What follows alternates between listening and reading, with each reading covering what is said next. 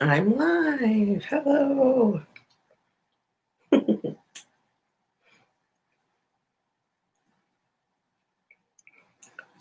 Cool.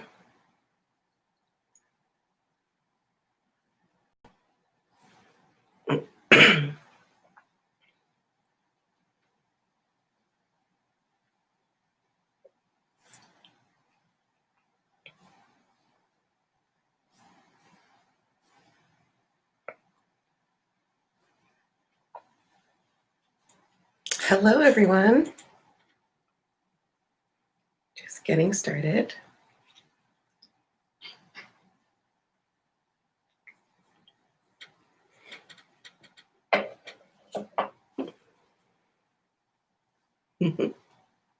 Hi. I'm curious how many folks are fresh from the reading like me. Okay.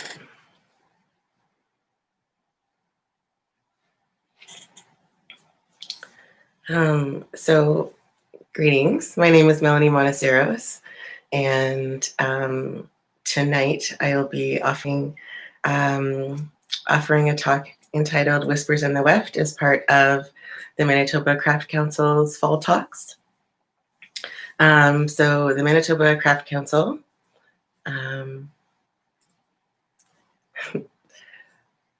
was founded in 1978 as Manitoba's only not-for-profit arts organization dedicated exclusively to contemporary craft.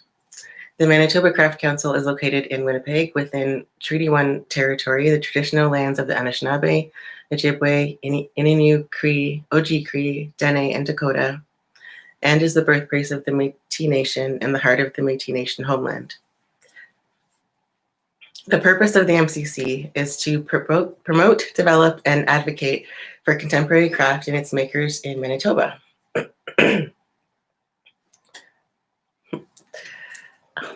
For over 40 years, the organization has worked to ensure that contemporary craft and the artists who produce it are supported, recognized, and celebrated for their contribution to the cultural and economic life of Manitoba. In these challenging times, the Manitoba Craft Council is proud to create programming to help the artists, craftspeople, and other makers adapt with the rapid and continuing changes in our community. For the Q&A, please type any questions you have into the chat, and they will be answered at the Q&A after the presentation. If you're using a desktop computer, the chat can be found on the right side of the live video. If you're watching on your phone, the chat will be below the live video.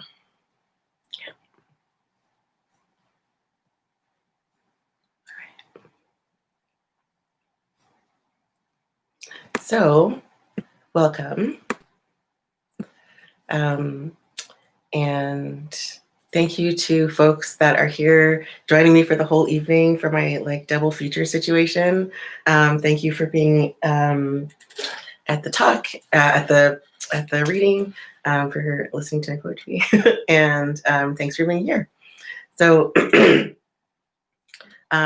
Whispers in the Weft, I wanted to offer a bit of a story about how the projects that I'm working on, one of which is a memoir, and my other practice of weaving, are very connected.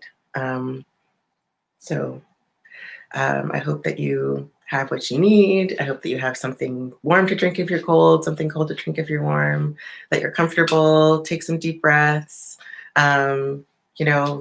go pee if you have to, come back, I'll still be here. So yeah, do what you need to do. I won't be offended because I can't see you.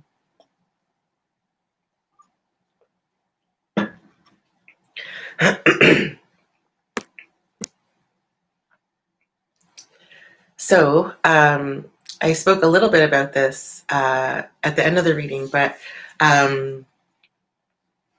I started out in kind of my art making career primarily as a poet, and I've been writing poetry since I was a kid. I love reading poetry, I love writing poetry. It feels like it's one of my languages. And as I kind of described a little bit, my practice is kind of poetry based. And so if my painting palette, I had my painting palette and all my paint colors, the painting palette itself is poetry, and that might be expressed through the colors of film, through textiles, through performance.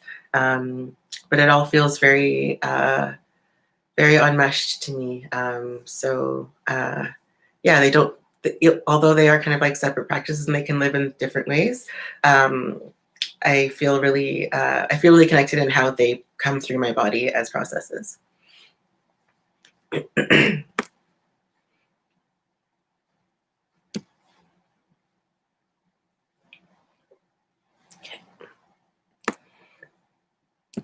So I first started doing kind of sharing textile work about 5 years, started preparing for it about 5 years ago. I was artist in residence at Tangle Art in Toronto, and I created an exhibition called Point of Origin that was a mix of quilts and woven tapestries on a frame loom, and a little bit of embroidery and poems. And kind of what led to the quilts was I've done sewing and embroidery and different things on my own. I've made quilts. I made a lot of quilts on my own. I really like quilting prior to this. But in terms of the kind of work that I shared publicly and that I kind of thought of as myself was mostly written and mostly poetry. And then this opportunity to be an artist in residence and kind of work for a year on something to share at an accessible art gallery was really, really interesting to me.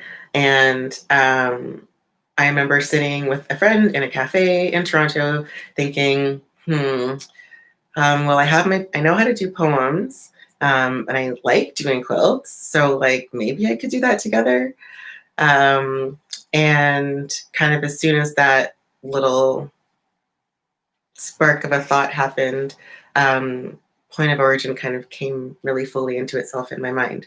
And so I spent the next year and so learning new techniques. I didn't know how to weave before that, so I learned how to weave. I learned how to do a few kinds of quilting that I didn't know how to do.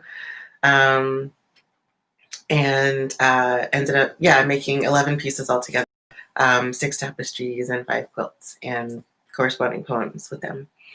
And I really, in that process, found a relationship with the muse that I didn't know I had. So, for me, it just came very clearly what the work was going to be. It just was a matter of figuring out how to do it. And same thing with the poems, they came really clearly, and it was just a matter of giving them space to be on the page.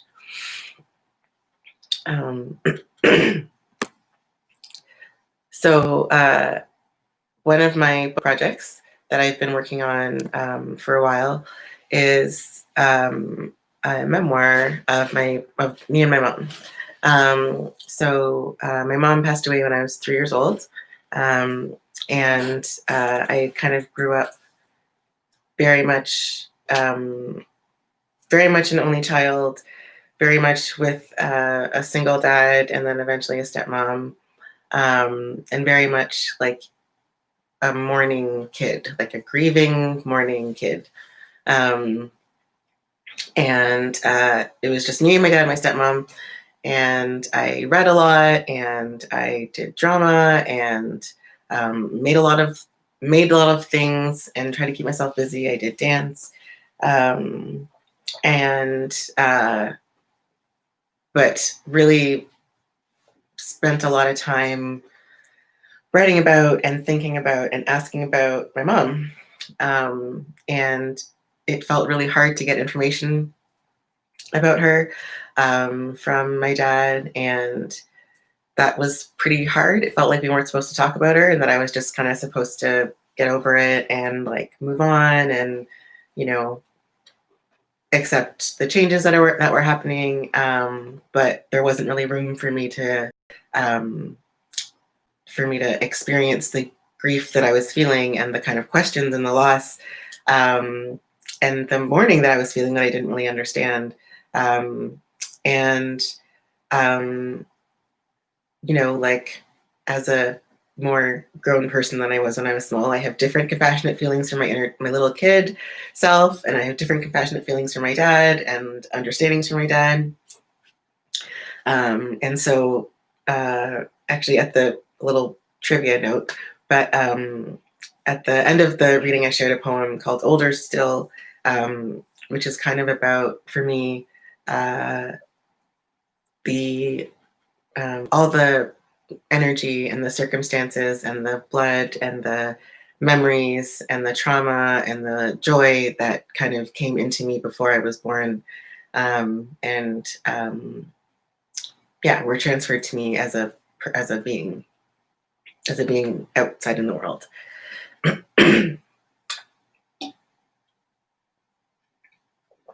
And I think a lot about birth and my birth, and I really like astrology and have found it as a really valuable resource in lots of different ways. So numbers played a really big role in just kind of like how I thought about life and time and grief growing up. And so my mom died when she was 39, and my dad was 36 when she died, because they were a few years apart. And my dad was 32 when I was born. And that's like another number that I had in my head. My mom was 36. So there's just kind of like numbers that like battered around my head when I was younger, and 39 felt very far away when I was small, but I knew that it was a young age for someone's mom to die, because of the way that people reacted. I was a very porous little Scorpio child, and learned pretty early that the comfort I had about asking about dead people, and asking about details about them and things like that, that wasn't really shared by the adults in my life, and it wasn't really shared by the kids in my life. So I kind of learned to kind of coil that self and kind of coil that inquiry within myself, and it came through in my poetry, and mostly my poetry when I was a kid. So trivia with numbers, I just had a birthday, and I turned 36. And so I've been thinking about 36 all year, because my mom was 36 when I was born, and my dad was 36 when my mom died. So I've been thinking a lot about being myself in this moment, talking to you, and the life that I have, and the beast that I care for, and the things that I do to take care of myself and those I love. And I think about the circumstances that went into my dad and my mom's relationship and their marriage, which was like epic Romeo and Juliet stuff. And to have a lot of mishaps happen before I was born. And so me being born was kind of like a great thing that happened, and happened when it did, because it might not have gone that way if we'd waited. But to be 36 and to have a kid, to like kind of been thinking about that, and to be 36 and suddenly a single parent, as a very much, cisgendered man who's been raised as a cisgendered man, which means he's a child. So imagine being a 36-year-old boy with a daughter at the time. And so I've been really thinking about differently about what it was like for my dad in those first few years when he was my age, and suddenly had to do things that he wasn't necessarily taught to do. Doesn't excuse some of the things that I didn't like that happened, but it gives me more context. And so after my mom died, it was me and my dad for a little bit, and then it was me and my dad and my stepmom. And I knew that before my mom died, and before she had married my dad, she had a previous marriage and she had a son. So I met him a couple times when I was a kid. I kind of knew he was like in the ether of existence, because there was photos of us together. But after my mom died, I didn't really have any contact with that side of the family. I didn't know how to get in touch with him. And so for like, probably from maybe age 5, for a couple of years, I was like, oh, I'm not an only child, because that is a very strange thing to be in suburban Southern Ontario. It's like you're an only child and your mom's dead, like, and you're Black. Ugh, it's a lot to like get my head around. So I would be like, oh no, I totally have a brother. I just like don't know where he is. But I think he's in the States somewhere. And that was like a really foundational sort of story that I needed to tell myself and that I needed to share with people, because it made me feel a little bit less alien. And then, time passed, and there wasn't, we didn't have any connection. And so I was more communicative about being an only child. So quintessential only child things. I read a lot. I, had a very vivid imagination. And I had, a little group of friends that I still know now. And I was always making things, and I was always reading, and I was always writing.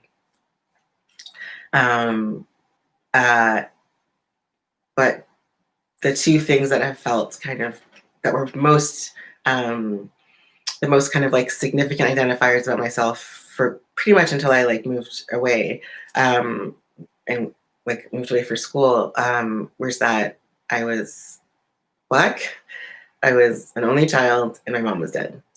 And those were just things that like were going to be what they were. Those were like the things I'm going to carry to adulthood. Okay. And so I'm just like going through life, going through healing, learning more about poetry, learning more about how I want to express myself, getting more excited about quilting, learning about embroidery, kind of beginning to think of myself as someone who might want to share poetry. I'm like kind of in my early 20s and thinking about now. And started kind of reading more poetry and sending it to be published and that kind of thing, and trying to live that existence. But I'm like, I'm Black, I'm an only child, my mom is dead. And then Saturn returns, things happen. I'm going through life. I start to to share more work. And this is just before Point of Origin kind of began its life cycle.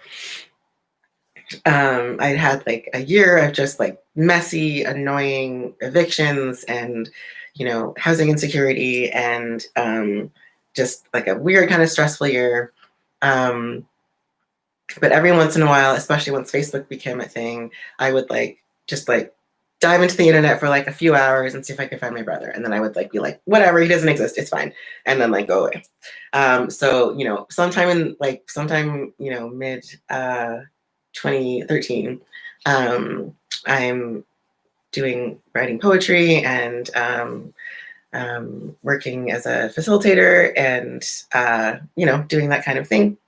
And I'm like, okay, Facebook has happened, Google's more advanced. Let me just dive in and see if I can find my brother. So I dive in a little bit, and I managed to find something associated with his name, but it didn't give me much information. And I was like, I don't know what to do with this. So I remember I scrabbled it across the top of an envelope, and I just put it away, and kept doing what I was doing. So, some evictions happened, etc. I finally am like in a place and it's fine and I'm working it out and I'm hanging out with some friends and we're doing karaoke because that's what you do when you live in a building that has a karaoke bar in the basement. We're doing karaoke and it's like July, sweaty summer queer times. And, as you do when you have a smartphone and you're in your late 20s and you finish singing Tori Amos, you check your phone. So I check my phone and I have a new email and the subject says, "Your brother." And I said, well, that's pretty weird. Must be like a scam or something. And so I opened it and it happened to be my brother. And he said, "If this is you, then I am me. Sup?" Let's go. So that happened. And it was wild and weird and confusing and exciting. And I wrote him back and I said, "Yes, it's me." And he said, "Oh my God." And we talked on the phone. And it was very strange and wonderful. And he emailed me back and he said, "Oh my goodness, I'm so glad I found you. Our sister is really excited to meet you. She can't wait to talk to you." And I said, "Oh, no, I don't think I think you're a little bit mixed up. I don't have a sister. I think maybe you have a sister from like your other dad or whatever." "Oh no, mom had 2 other kids that she didn't tell anyone about. So we actually have 2 other siblings." And so now I'm Black. I'm the youngest of 4. Our mom is dead. And it was a very wild moment.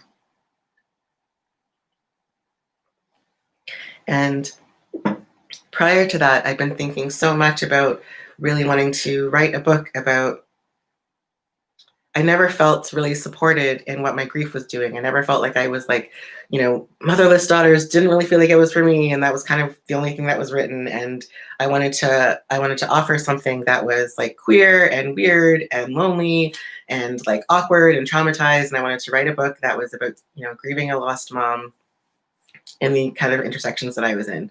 And so I'd been kind of writing about drafting out what that would look like.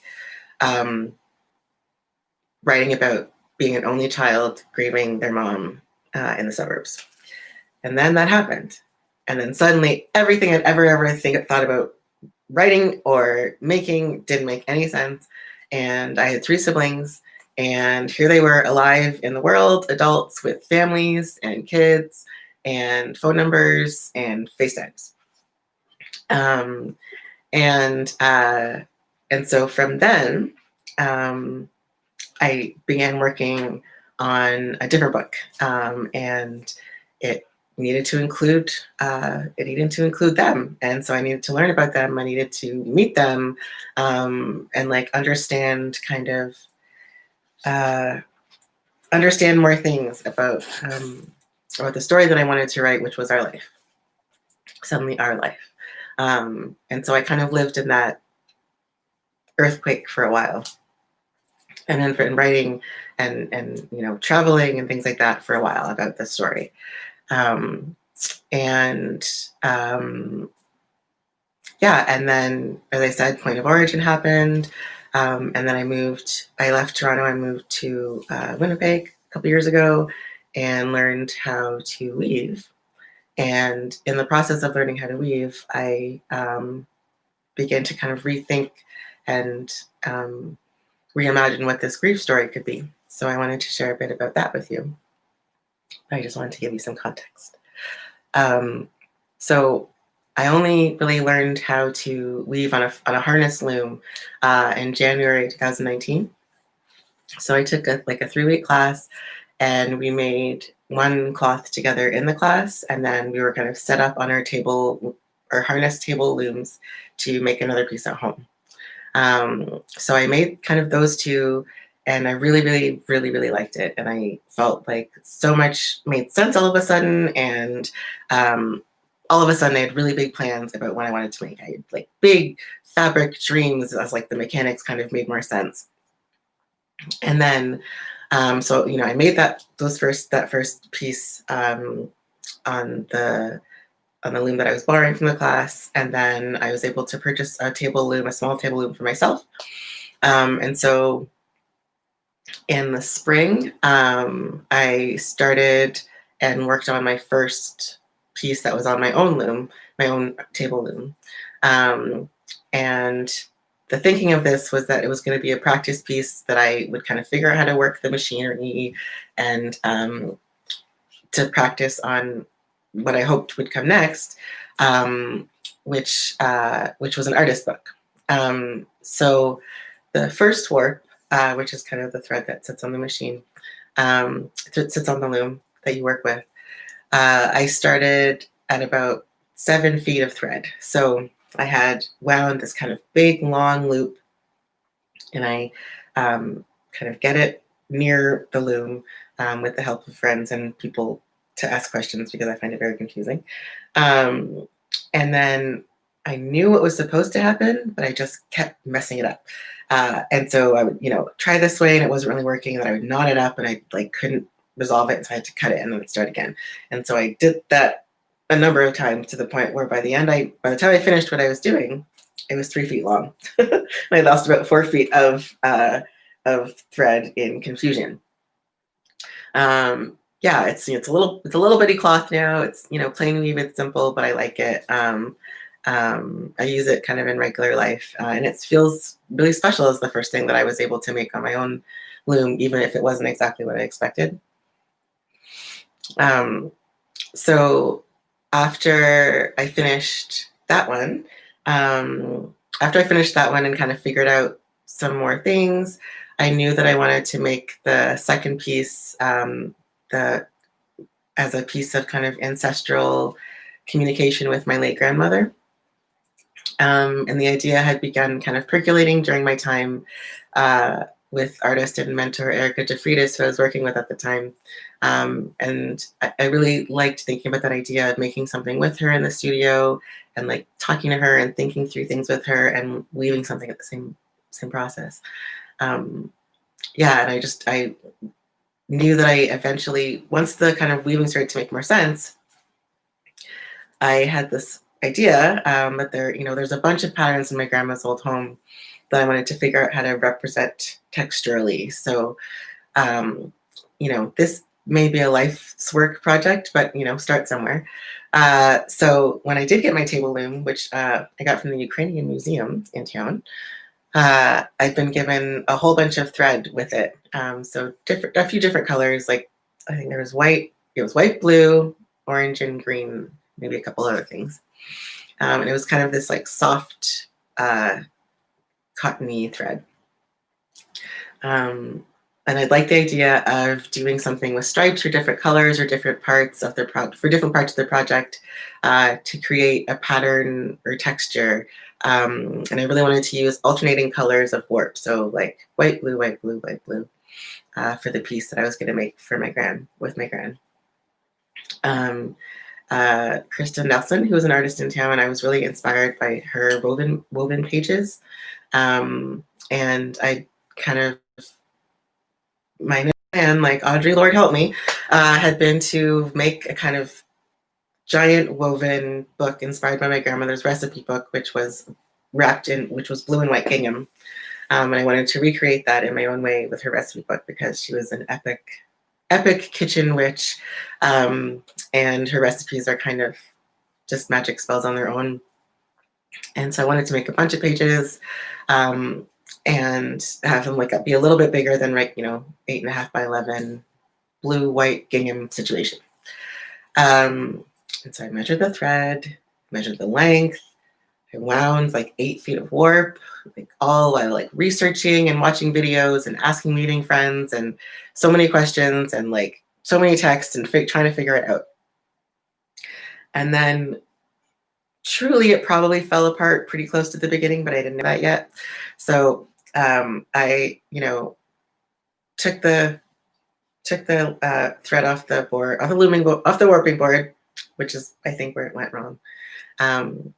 To give an idea, I had about 110 to 120 single strands of thread that make up the whole warp.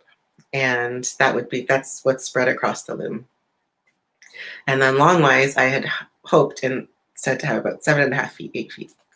And so once you finish winding the warp, there's like loops on either side because you're winding it around pegs.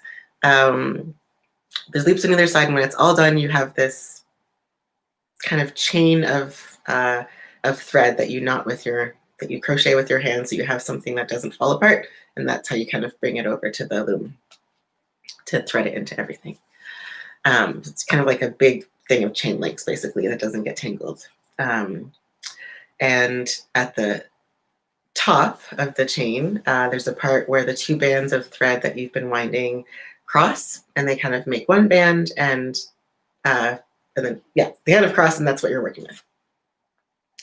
And so before you can even like get the thread to the machine, the loom, you want to really, really protect that place, protect where the threads cross, which is called the cross. Because that's what holds all the threads at the right length, at the right tautness, at the right placement that you want them. Because there's a lot of maneuvering of the thread that you want to do before you get it to do what you want it to do. And you want to make sure that things don't fall apart. So I think I'd gotten the cross wrong, or it was too loose. And so when I went to take it off of the warping board, which is how you make the big crochet thing, and went to transfer it, the threads were already starting to tangle up with each other. They didn't have anything holding the cross together in the right place, and you need them to lay in a particular way, or else you just get knots on knots on knots. You need them to kind of lay orderly so that you can get them into the various needle eyes and whatnot. And so I tried to rescue the cross by tying it, MacGyvering it. But what had happened is that things had fallen apart. So I have 7.5, I'm trying to give you a picture here. So I have 7.5 feet, 8 feet, we'll say, and just seeing it become knot, and it's tangling, and I'm only maybe like a foot in, and everything else is just a mess. And so this was probably in July of 2019, of last year, that I was sitting with what I had hoped to be a beautifully like warped loom that I was going to be making things on, and just had this big mess of thread on my floor.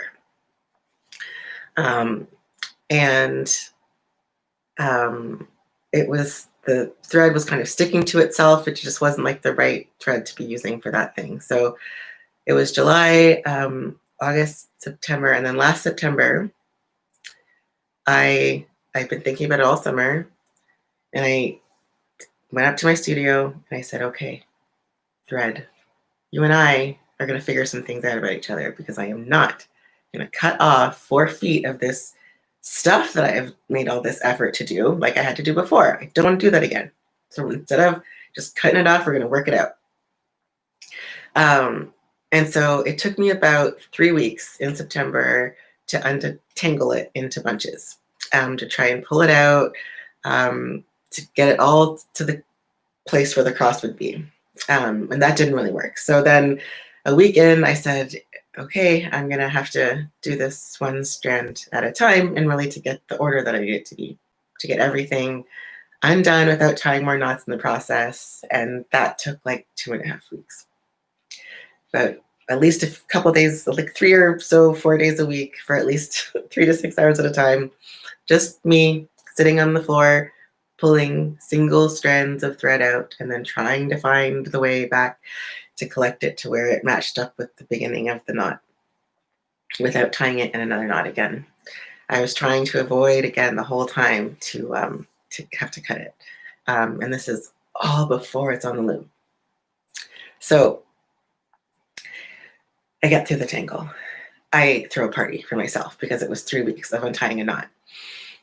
I get through this huge tangle, and in the process, learn that I have these 2 colors, learn that the only way to untie a knot like that is to untangle it one at a time, and to really guide my fingers into becoming really familiar with tension, like really familiar with tension. And so I'm going to try and paint a picture for you. And close your eyes if you feel like it. Okay. So imagine you have like a power cord for your computer or your hair dryer, and you know that it extends a certain length, say 3 feet. And you're sitting, so it's 3 feet, and you're sitting 2 feet away, and you want to move that extra foot, and you know that you have an extra foot to go because it's 3 feet long. So you tug, and it's not going anywhere. That extra foot isn't coming. And so you know, well, okay, that's weird because I know there's at least another foot to go. It has to be caught on something. And so what you're basically doing is looking for the obstruction that is shortening the length of your cord. And so, you know, you look, you see, okay, it's like a box of shoes. You move the shoes, you pull it. Okay, you have all 3 feet ready to go. And you know that by you're basically, when you tug on the cord, you're feeling the tension of what it's caught against. And yeah, the way to relieve that is to move the thing that's being caught on. So say it's a 10-foot cord and you're 3 feet away and you want to move to 5 feet, just want to move 2 more feet. So you know you have some feet to go. And so you move a little bit, it's stuck, can't really figure it out. You know, okay, I have 5 feet to go. I'm tugging, it's still not working. I know that it should be this long. And so you look and you realize there's a whole bunch of things that are kind of like stuck in the way and you can't really get to the cord. And so you have to go back and you have to look to see what it's caught on, like the corner of a table or something, and then you move that.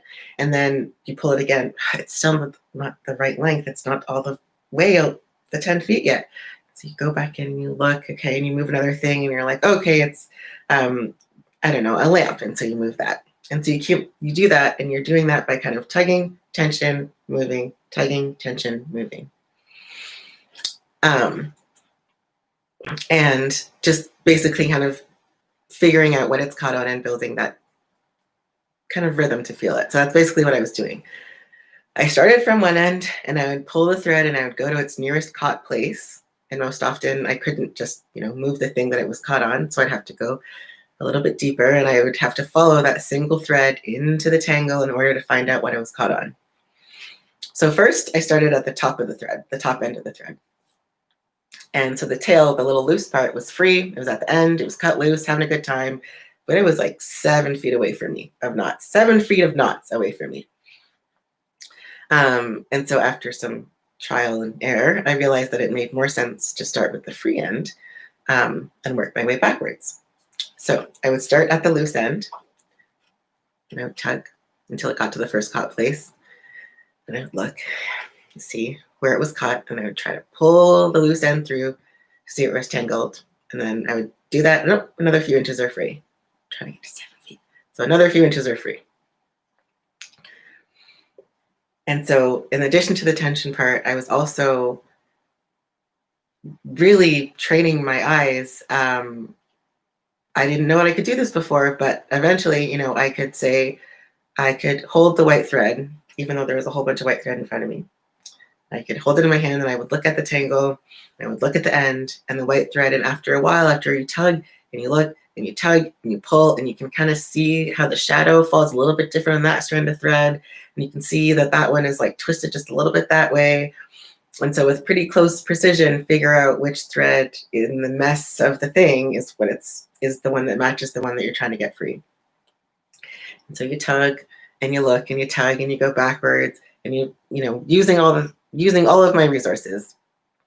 But it really helped because it would kind of help me skip over the caught places before, because I'd be able to see further up to that 7 feet of knot and use my eyes as well as using the tension.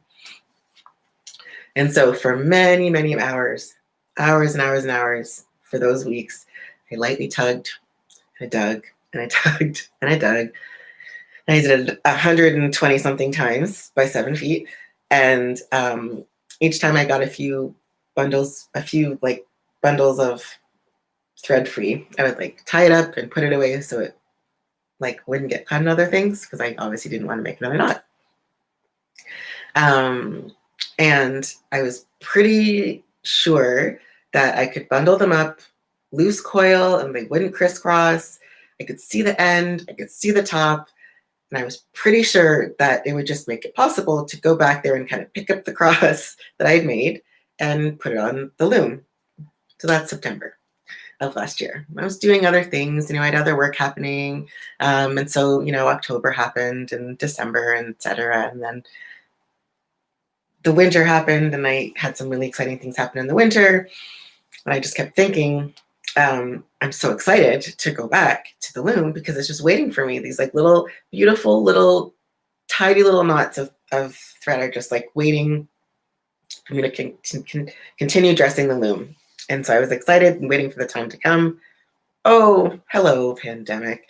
And so, I had a bit of time, sudden time in March. And so I started redressing the loom. I said, are we ready for this? Let's do this. Okay. So dressing the loom is when you wrap the warp thread and you put it through the bits and bobs and do the turning and all the things. I don't need to give you all the words.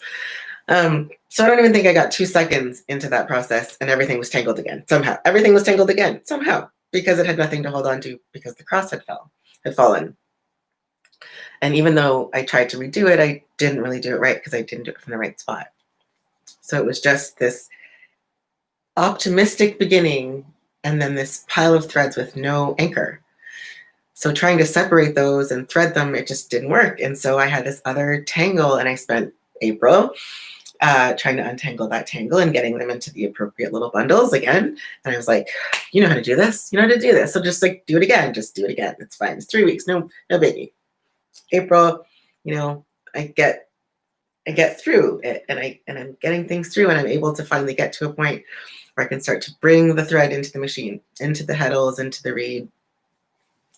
And so I finally get it through the machine and the best part was that I got it through the reed, which is the part that keeps each thread in like its own little cubby hole. So it's not like going to get crossed with somebody else. And that's like really exciting. So I get it through there. I'm like really, really proud of myself. It's the spring, pandemic is continuing to happen. I'm like, we're going to, you and me studio, loom, snow, get it. We're doing it. And then I begin winding it on in May. It's a slow process. I'm a slow person. We've talked about this. So in May, I start beginning to wind on the machine, which is kind of when you tie everything at one side and you have to wind it, and then you have to, make sure it goes through everything. And then once it's finally wound on is when you're kind of able to weave. Speaking of weaving. And so in the winding onto my back beam, a third tangle became apparent. And this tangle was so deep. Like imagine 2 winding gears with bars on them, and each side has a decent amount of interchanging white and blue thread already on it. And all the way at the base of that, at the very center of what they're winding on, it's knotted onto itself, onto the little wooden beam, but it's under all 7 feet of thread. And so at the base of this, everything's tied onto itself. Somewhere in there, my front tie is tied into the wrong spot and it's preventing the back beam from rolling on any further. So I'm like an inch in and it can't go anywhere. Can't go anywhere. And there's no way, there's virtually no way to get to this knot, but I tried and I figured out a way that if I could like kind of cut the particular threads that were stuck, then maybe I could like unwind it this way and then I could wind it back that way and I wouldn't have to like cut everything else. I didn't want to cut it and run less like last time. I wanted to unwind it. I wanted to get to that knot. That was up the whole tangle and I wanted to just continue on with what I've been doing because I knew what I was doing, right?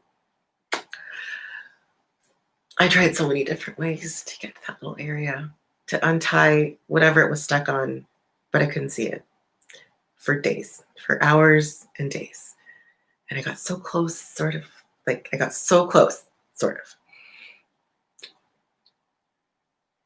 But what had happened was so wrong and so early, and I didn't catch it, and it just had happened the way it had happened.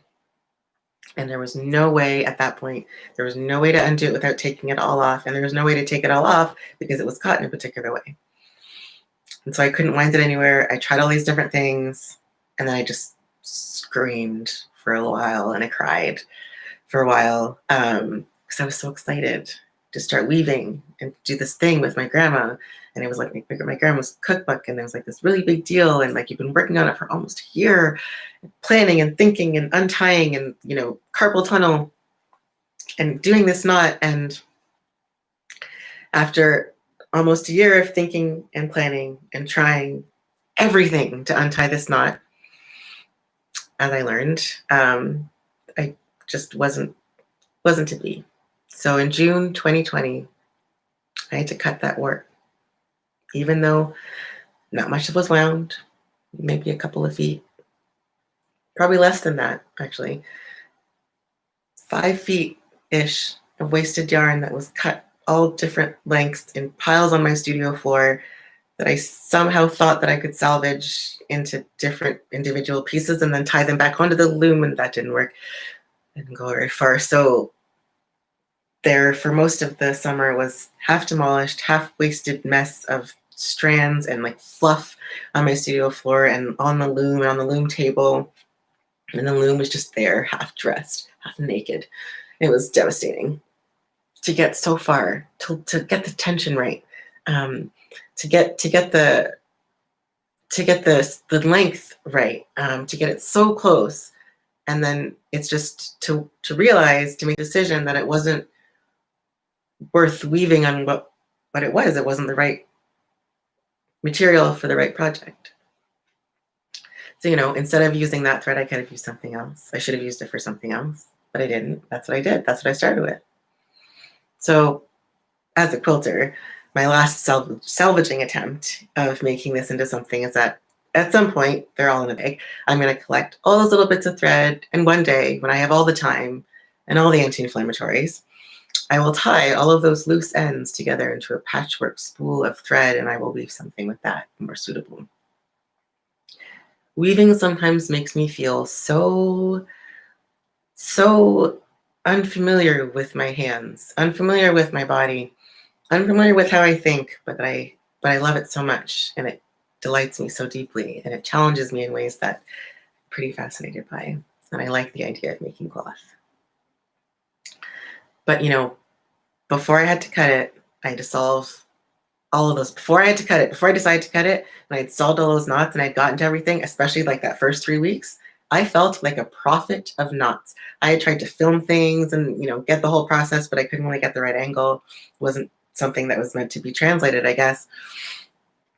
And during the initial untangle in September, after I had kind of like this routine of doing the motions and the tension, and I knew, and it was it was just a matter of doing it. It was just a matter of sitting there and taking the time to slowly do the tension thing. And it became this like accidental meditation retreat because I couldn't really watch anything. I don't watch things in my studio generally, but I couldn't really watch anything because my eyeballs need to be very focused. I couldn't listen to anything because I really needed to pay a lot of attention. And I really, really needed to pay deep attention to what my hands were doing and what my eyes were doing. And so at what I was doing was being very, very present for every step of that untangling. I learned the value of untying knots and untangling knots as a meditative practice, even though it doesn't always work or have success. That's not always the point. I'm learning. And so that's kind of the circumstances of my tangle. And somehow I know that its trajectory and planning and the hiccups and the knots and the cutting and restricting is a metaphor for this book. Somehow. Because so much planning has happened for this book. 7 years of planning has happened for this book. And I knew what I wanted it to be before, and then the thing with the siblings happened, and it all became about that. It became about untangling who my mom was and all the people that were tangled up in her orbit, and that's what the book became. And those 3 weeks of single strand untangling is like the 3 years between when I learned of my siblings and when I first met them. The entire core of my work, inspiration, changed when they came into the picture. Almost everything I knew about my mom changed when they came into the picture. And I thought, I have my warp thread. I'm writing a book. It's about my mom and it's about my grief. Here we go. Only child, straight up, let's go. And then siblings. And with them, 1,000 lives that my mom had lived that I didn't know existed. And with them came an entire side of the family that I didn't think I'd ever know. And all of the entanglements of being in a family of traumatized people. And the more I looked and the more I learned, the less I knew how to get out of what I was in. The less I knew how to get back to what I thought was the warp thread and what I thought the book was going to become. So, 2013, 2014 to 2019, I was consumed with filling in the biography of my mom, with as much detail, with as many people, with as much information, filling in as many holes. And somehow I would fit it all in. Somehow in there I would fit in and my dad would fit in, and there'd be, things about process, and I was going to write things about the stuff I was going to write about before, but I couldn't shake wanting to get to the bottom of her story and find out everything about her and to write her autobiography. To write her autobiography would give her the full life that I didn't get to know. And doing all of this research and meeting all of these people and finding out some really hard things about her life and her family and all these different things, she wasn't there to tell me any of it. She wasn't there to dispute any of it. There's no papers or journals. There's no letters. If they are, I don't know where they are. But 5 years of trying to construct the life of somebody completely based on what other people say, because I had no other access to information. And that's a lot of the whole thing with me and my mom and knowing her, is that for a very long time, I only knew what other people told me. People, because she died when I was so young, people always ask, do you remember her? You were so young. I don't know what people want to know. I mean, I guess people are afraid, parents especially, are afraid that they are not making the impact that they want. They'll be forgotten if they leave too early, lest they die prematurely. And even the diagram, the blueprint of the book shifted from being about me and my experiences of grief and my experiences of growing up in the suburbs, with the challenges and things that were going on. That was at the middle. And then it was, it was this way. Why was it this way? It was because she died. And she left a very big impact on everyone's life that had met her. And that impacted how I see her, how I see myself. And when it became it became not only about my mom, because I suddenly had all these other siblings, I felt like I couldn't write that original book anymore. And I had to fill out all of this life and all of the tangles. And there's nothing smooth about family connections, especially surprise ones. It took a long time of pretty heavy to interpersonal research into my mom's life for me to be informed about, or to realize that there were choices that she made for reasons that made sense for her and reasons that made sense for her alone, for her family at the time. And, at the time it was me and my dad. And then she left. She kept leaving because there's 3 other kids. So by switching my focus onto her, I didn't have to do the deep internal stuff that was necessary for my healing to happen. And when I decided to, metaphorically this year, throw everything away that I'd written before, and every structure about it that I had made up before, despite trying it at this angle and meeting this person and trying to get, work with this person and, learn these things, and it just not coming together because it wasn't my life to talk about. And that wasn't the part that was important for my healing and for our healing, me and my mom's together.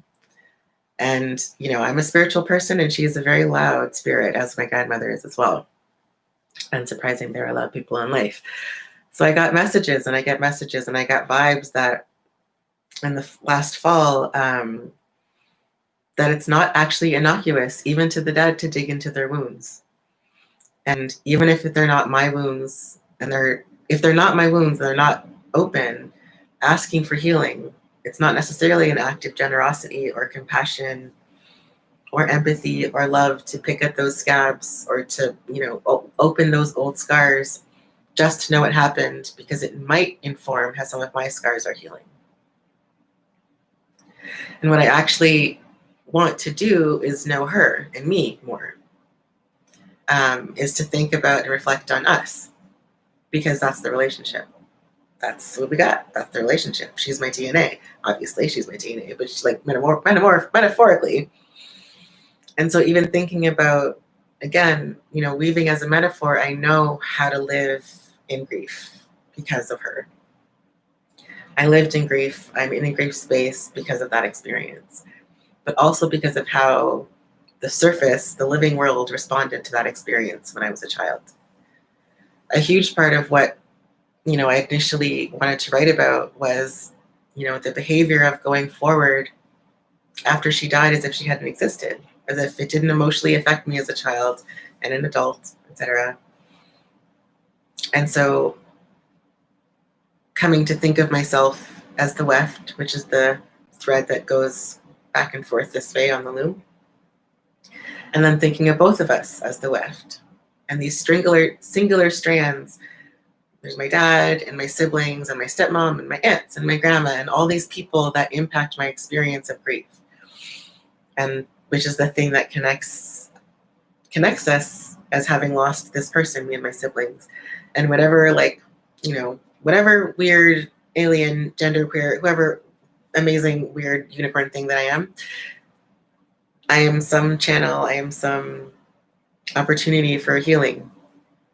And I'm not going to go ahead and I'm not going to stitch through everybody and every story and bring everybody together and, ants that have never talked to each other before or don't talk to each other. I'm not going to stitch all that together by doing this. But the thing that I go through life and grow, like no other relationship, no anything, no decision, no home is without one foot in grief for me, is how I think about things. And so her presence and her absence impacts and influences 99.9/1000% of my decisions, consciously or otherwise. And it's scary to think about centering myself in a book about myself. But when I think about it as both of us being the weft, as both of us being the patchwork strands that get put together and move in and out of people's lives, all while stitching connections in between them, I mean, that's the healing, that's the work, that's the cloth. Yeah, that's what I got. Thank you so much for listening to that. And I am open for questions if you have them. Thank you.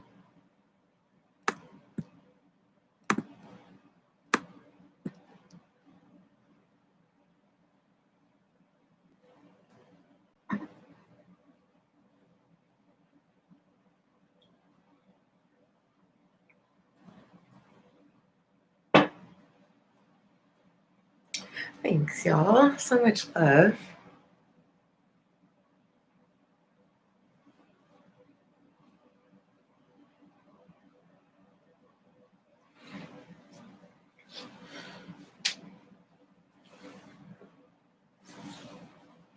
Thank you for listening.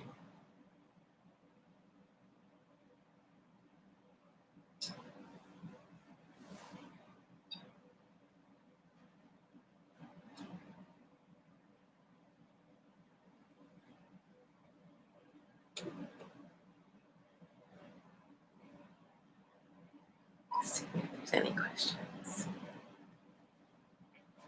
Please feel welcome. We have a little bit of time.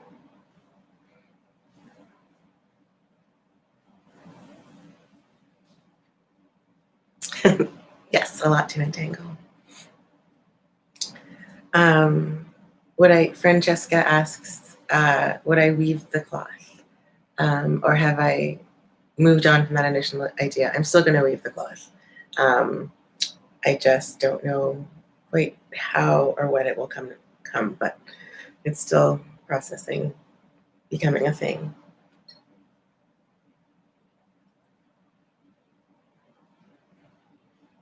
Sometimes Sometimes my ideas are going to take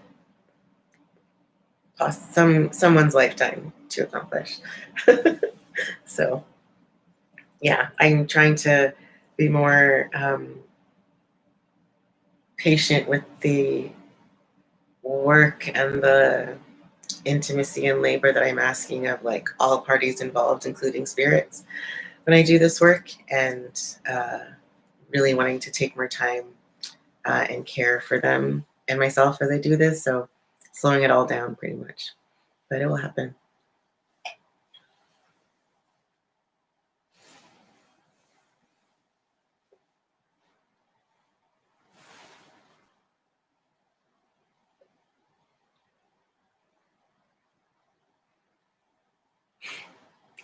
Um, I'm really struck by the threads that you're connecting, and I'm wondering about your reflection. Read the underside of many textile works. Um, uh, yes, talking about hiding the underside. Um, I love the underside of embroidery. Um, I love the underside of embroidery, and I love the way that my underside of embroidery looks because I am a beast, and I make decisions that like really tidy people might not make. And so there's just like a whole other story. For me, I find that the back of my work, especially with embroidery, is like the story of a disabled person making it. And it's like, okay, like, what's like the easiest, like less stressful way that doesn't involve like having to rethread a needle, or like how can like this really long float over here, this like weird set of knots over here, is because it was like, it made more sense from like a comfort, time, etc. Point of view to do it that way. Yeah, so that shows up. It shows up a lot in my undersides. Yeah, and I still have dreams of doing an entire underside show someday. You'll have to wait for the book, Erica.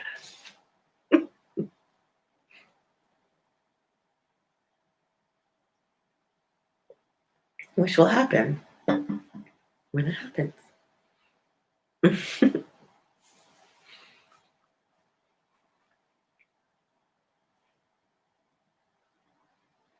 Oh, my absolute pleasure. It's all cycles and circles in here.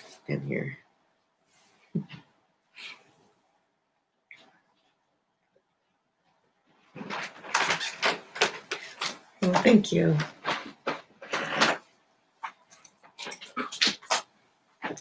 I just had some really special story time with one of my nibblings who lives in the States. We had a Zoom like read along last week. And she's like so good at like reading the thing and then showing me the pictures. And then I read the thing and I show her the pictures. And she really liked the voices that I did, which is like biggest compliment ever. I'll take it all.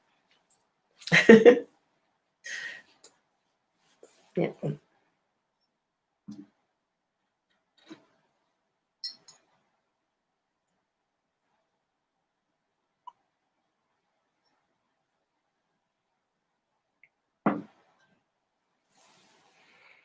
Yeah, so if folks don't have questions, I'll give like another couple of minutes if folks want to share questions or other things that you want me to speak to. And then let's like say goodnight to each other after, if you don't have questions. Thank you again so much to the Manitoba Craft Council, Katrina, and for making this happen, for the cross promotion. Thank you to everyone that came to the reading and came to this. Like, thanks for spending your night with me. What a dream, Winter Dreamlands. And yes, thank you again to Plug-in and Gallery 1203 for earlier today. Jennifer and Nasreen. Yeah, a lot of folks have made this evening happen and made it smooth. And yeah, it was really, really special. So thank you for hearing my stories, for hearing my words. Thank you for supporting my work and my process and my slow ways. I hope all of you take such wonderful care of yourself tonight. Being on a screen is a lot, so thank you for giving me your screen energy. Maybe go like massage your eyeballs and drink some water. And one day there will be a book for you to read, and before that there will be other things for you to see and feel and hear. Yeah, thank you again, and see you out in the world on the Instagrams, etc. I'm gonna read the comments.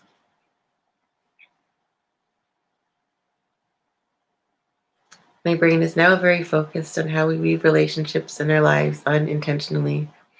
I'm relating this to a broader concept of undersides. Yes, it means a whole lot to me. If folks want to support you in your work, how can they do that? Thank you so much, the RV268. You can join my Patreon, which is patreon.com/Melannie Monoceros. And you'll get some writings, you'll get some photos, you'll get some videos of me in the studio, you'll get like some, meandering thinkings about process as I do things. You might get videos of me untying knots. You can also contribute to my PayPal, which is paypal.me/patchworkpoet, all one word.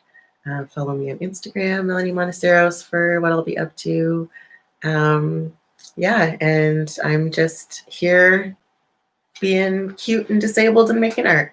And I'm glad that you're here too. And I'm going to keep doing those things and keep sharing them with you as much as I can. So your support means so, so much. I really love having folks on my Patreon to get to share behind the scenes stuff with, even though I'm slow. So, bear with me. But yeah, it's a pretty special little spot over there. So that's where folks can find me. Thank you.